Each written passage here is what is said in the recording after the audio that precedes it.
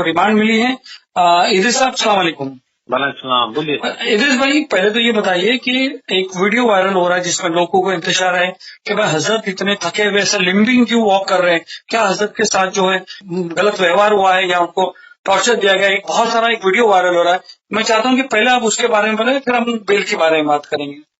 जी sir, बात ऐसी है कि हजरत के खिलाफ जो एफआईआर दर्ज हुई, उसके बाद जो मोडासा पुलिस है वो उनको जूनागढ़ लेने के लिए गई थी और जूनागढ़ से ट्रांसपोर्ट वारंट के आधार पर उनको 11 तारीख सुबह यानी कि 10-12 घंटे का रन करके वो लोग तुरंत लेके आए यहाँ पे गुजरात मोडासा। यानी कि जूनागढ़ से ट्रांसपोर्ट वारंट के जरिए मोडासा लाए और मोडासा 5 बजे सुबह आए और 5 बजे आने के बाद थोड़ा बहुत रेस्ट किया और उनको 1 बजे कोर्ट में लेके आए न्यायालय में। यानी कि जो 10-12 घंटा का जो सफर था उसके अंदर हजरत थोड़े थके हुए थे और साथ में उन्होंने रोजा भी रखा था। अच्छा, रोजा रखा माशाल्लाह। हाँ, और रोजा भी रखा हुआ था। और इसमें मैंने उनको पूछा कि आपकी तबीयत कैसी है, कि नहीं कि मेरी तबीयत ठीक है, मगर ये ट्रांसपोर्टेशन की वजह से थोड़ा मेरे को बैक पेन पहले से ही है। हाँ, वो वीडियो में बता रहे हैं लिम्बिंग, वो मतलब थोड़ा सा वो करके चल रहे हैं, उनके चेहरे में भी वो लग रहा है। हाँ, यानी कि वो मुसाफरी ट्रांसपोर्टेशन की वजह से उनकी थकान भी थी और उनको थोड़ा बहुत बैक पेन था और उन्होंने रोजा भी रखा हुआ था। मैंने पूछा उनको कि आपने खाना वाना खाया, तो कहने मेरा रोजा हुआ है। चलो ठीक है। और एसएसपी ने भी बोला उनको कि भाई खाना उनको खाना का बंदोबस्त किया था, मगर हजरत ने रोजा रखा था, इसके लिए खाना वाना सब उन्होंने मना किया है। और हजरत कोई बदसलूकी की मैंने उनको पर्सनली पूछा, क्योंकि न्यायालय में पेश करने से पहले पूछा जाता है। बराबर, और जैसा भी पूछते हैं। हाँ, और मैंने भी उनको पहले पूछा कि आपके साथ कोई बदतमीजी की है, किसी ने कोई गाली गलौज से, कहे नहीं मुझे कोई दिक्कत नहीं है। कैसा व्यवहार हुआ है? लोग जानना चाहते हैं। लोगों ने सोचा कि जो है मुंबई से जब एटीएस लेके गई थी यहाँ से गुजरात पुलिस, तो यहाँ पे मुंबई पे उनके जो चाहने वाले थे उनमें एक तरह से एक नाराजगी थी कि भाई ऐसा लेके गए, क्योंकि यहाँ के वकील लोग बोले ऐसा ले जा नहीं सकते, और जो भी हो वो लेके चले गए, लेके जाने में कामयाब है। उसके बाद से लोगों को फिक्र है कि हजरत की वहां पर गुजरात पुलिस हजरत से बदतमीजी करती होगी, क्या करती होगी। तो क्या लगता है आपको हजरत को देख के? नहीं, मैंने पर्सनली कल मैं उनके साथ ही था, पूरा 5-6 घंटे उनके साथ था और मैंने उनके बहुत अच्छी तरीके से बात की और उनको मैंने पर्सनली भी पूछा। जब पुलिस नहीं थी उसके बाद भी मैंने पूछा कि आपके साथ कोई बदसलूकी की है, तो उन्होंने बताया कि मुझे पुलिस गुजरात की यानी कि मोडासे की पुलिस ने उनको तू तक की बात नहीं, सिर्फ आप करके बात किया है। माशाल्लाह, क्या बात है। और ये जो जैसे बताया कि गाड़ी से उतर रहे हैं और थोड़ा वॉक कर रहे हैं, मतलब थोड़ा लिंपिंग कर रहे हैं, तो वो उसका भी उन्होंने बताया कि क्या बताया उन्होंने? बैक पेन था। यानी बैक पेन की वजह से थोड़ा थकान थी, रोजा था, इस वजह से यही है। पक्का ना सर ये? आपको क्या लगा? बैक पेन नहीं, मैंने और उन्होंने पर्सनली बताया कि उनको बैक पेन की वजह से और रिमांड के पहले पेश करने की वजह से भी उनको हॉस्पिटल में चेकअप करने के लिए गए और उनको गोली भी दिया था, टेबलेट दिया था, मगर रोजा होने की वजह से वो गोली ले नहीं सकते थे। हाँ, इसलिए उन्होंने लिया नहीं। चलो, कमिंग बैक टू, ये तो आपने क्लियर कर दिया। कमिंग बैक टू ये कि 5 दिन की रिमांड सर मिल गई उनको, हालांकि जूनागढ़ में, और वहां पर जो है बेल मिल गई थी इसके बाद, मगर यहाँ पर अभी डायरेक्ट 5 दिन की बेल हुई। तो क्या पॉइंट ऑफ आर्ग्यूमेंट है अपना? जी सर, इसमें ये क्या है कि पुलिस ने इस मोडासे के मामले में एट्रोसिटी की जो सेक्शन है वो दर्ज किया हुआ है। बराबर है। वैसे एट्रोसिटी का गुना बनता है नहीं है, वो मैटर ऑफ एविडेंस की बात है। बराबर है। मगर एक बार पुलिस ने अगर गलत सेक्शन भी अगर डाली है तो अब अपने बेल के सिवा कोई छुटकारा नहीं है। अच्छा। बेल एट्रोसिटी, हाँ, और जूनागढ़ और बचाव के अंदर जो उनका जो वेरी सेम डे बेल होने की वजह ये है कि उसके अंदर एट्रोसिटी नहीं थी, तो लोअर कोर्ट यानी जुडिशियल कोर्ट उसको जमानत देगी और मोडासा के अंदर अपने एडिशनल सेशन कोर्ट जो इसके अंदर एट्रोसिटी की स्पेशल कोर्ट होती है उसके अंदर बेल एप्लीकेशन डिसाइड होगी।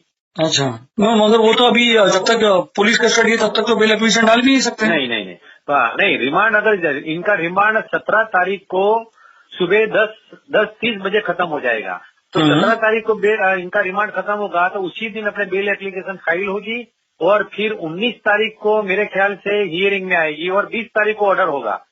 ये मगर पुलिस तो सेकंड रिमांड भी मांग सकती है, मांगेगी। उसकी अपनी तैयारी क्या है? कोर्ट देगी नहीं। कोर्ट ने वैसे कोर्ट किसी को बोलती नहीं है, मगर इसके अंदर थोड़ा बोला था कोर्ट से कि भाई ये आपको पहले से ही ज्यादा दे दिया है, अब जो भी करना है 17 तारीख को पेश कर दो बस। अच्छा, यानी यहाँ अंदर वहां पर ये बात थी। आपको क्या लगता है जज साहब को जब आप लोग ने आपका डिफेंस किया तो क्या मतलब डिफेंस था और प्रोसिक्यूशन क्या था और डिफेंस क्या था? प्रोसिक्यूशन ये था कि भाई इन्होंने ये थोड़ा एग्रेसिव भड़काऊ भाषण दिया हुआ है, जो स्पीच है वो एग्रेसिव थी, उसके लिए एक समाज के अंदर दुश्मनावट पैदा हो सकती है ऐसी है, इसके लिए एफआईआर दर्ज हुई है। हमने बोला कि हमने ऐसा कुछ बोला नहीं है, हमने तो सिर्फ ऐसा बताया कि भाई मुसलमानों की जो हालत है वो दलित से भी खराब है। तो हमने ऐसा नहीं बोला कि दलित खराब है, हमने तो ये बोला कि भाई दलित अच्छे और मुसलमान खराब है। एक सच्चर कमेटी की जो रिपोर्ट पेश हुई है संसद के अंदर, तो सच्चर कमेटी की रिपोर्ट के जरिए उन्होंने बताया, ये हमने दलित पेश की है। फिर जज साहब का क्या मतलब इसके ऊपर वो था? जी सॉरी, जज साहब ने मतलब इसको क्या लिया आपने जब ये बोला? जज साहब ने ये बोला कि भाई चलो आपको ये प्रोग्राम आपने बनाया ये है, तो किसी को भी ऊंचा किसी को भी नीचा अपने बोलने की जरूरत क्या है। जब धार्मिक अगर प्रोग्राम करते हैं तो आप धार्मिक मुद्दे बताओ, पॉलिटिकली मुद्दे क्यों लेते हैं, ऐसा किया।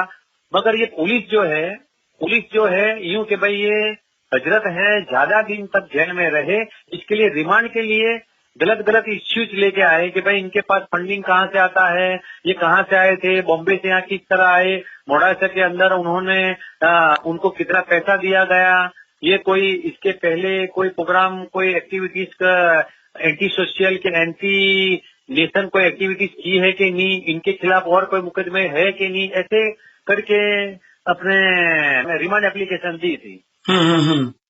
तो अपना डिफेंस क्या था इस पे, जो फाइनेंस की बात थी कि इनको पैसा कौन देता है? अभी रिमांड अपने कम करने के लिए अपने आर्ग्यूमेंट की थी, मगर कोर्ट ने जो पहले 1 नंबर के जो आदमी था उसको 4 दिन का दिया था, इसके लिए इनको भी 4 दिन पूरे यानी 4.5 दिन तक के रिमांड दिए हैं। अब इंशाल्लाह हो जाएगा बेल तो यहीं से हो जाएगी। हमको बट आपने कहा ये मजिस्ट्रेट कोर्ट है, बेल आपने कहा कि एडिशनल जज के पास होगी। हाँ, ये स्पेशल कोर्ट यानी सेशन जज के पास ही जाएगी। अगर 3-4 दिन जैसे ही रिमांड खत्म होते हैं तो 3 या 4 जेल कस्टडी होगी, जुडिशियल कस्टडी हो जाएगी। हाँ, जुडिशियल फिर हियरिंग होगा, उसके बाद फिर ऑर्डर होगा। अच्छा, जुडिशियल कस्टडी होगी तो कौन से जेल पे ले जाया जाएगा उनको? यहाँ मोड़ासा की जेल यहाँ अच्छी है। बाई चांस यहाँ अपने 500 200 या 250 केजी के लिए अरेंजमेंट होता है, यहाँ जेल अच्छी है। अच्छा, फिर उसके बाद आप लोग बेल एप्लीकेशन डालेंगे वहाँ पर? हाँ, हमारी तैयारी ऐसी है सर कि हम 17 तारीख को उनका 10:30 बजे रिमांड खत्म होता है, तो 17 तारीख को ही हम 1 या 2 बजे तक हम बेल हम पुट अप कर देंगे ऑनरेबल कोर्ट में। अच्छा, अगर जब तक एक और केस आ गया तो क्या करेंगे, उसकी क्या रेमेडी आपने ली है आपकी वकीलों की टीम ने? क्योंकि आपने देखा कि एक खत्म होता है तो दूसरा आ रहा है, दूसरा खत्म होता है तीसरा आ रहा है, तो क्या आपकी वकीलों की टीम ने उसकी क्या बंदोबस्त किया है? हाँ, उसके लिए जो मुफ्ती साहब हैं उनके बड़े भाई से ताल्लुकात हुए हैं, उनके साथ थोड़ी गुफ्तगू हुई है, तो उन्होंने अभी गुजरात हाई कोर्ट के अंदर जाने के लिए और एडवोकेट से बात की है कि भाई एक खत्म होता है दूसरा होता है, तो इसके लिए कोई ठोस एक्शन लेने के लिए हाई कोर्ट के अंदर पिटीशन करने की तैयारी की है। पिटीशन करने की तैयारी है।